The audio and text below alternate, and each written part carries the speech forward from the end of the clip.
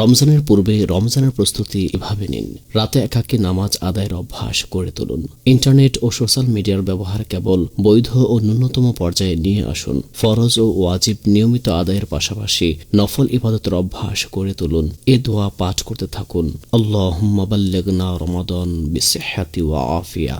মাহে রমজানে নেক কাজের একটি পরিকল্পনা তৈরি করুন। আমি এতবার কোরআন খতম করব, এত নফল পড়ব, এত দান সদকা করব।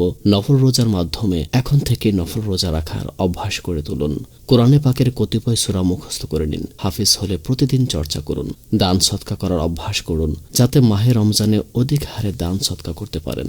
অধিক হারে পানাহারের অভ্যাস থাকলে তা ধীরে ধীরে কমে আনুন, যাতে করে রোজা রাখতে সহজ হয়। রমজানের পূর্বেই সব ধরনের কেনাকাটা করে নিন, যেন মাহে রমজানে বাজার বিমুখ হয়ে যথারীতি ইবাদত করতে পারেন।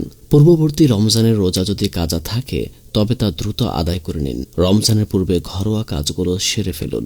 ঘরের পরিচ্ছন্নতা, রং ইত্যাদি করে নিন। পান, সিগারেট, গুল ইত্যাদির নেশা থাকলে তা পরিহার করুন। রোজা, যাকাত, তারাবিহ, ইতিকাফ, সাদকায়ে ফিতর ও ঈদুল ফিতরের মাসআলা শিখে নিন। এ বার্তা অন্যান্য মুসলমানের নিকট পৌঁছে দিন।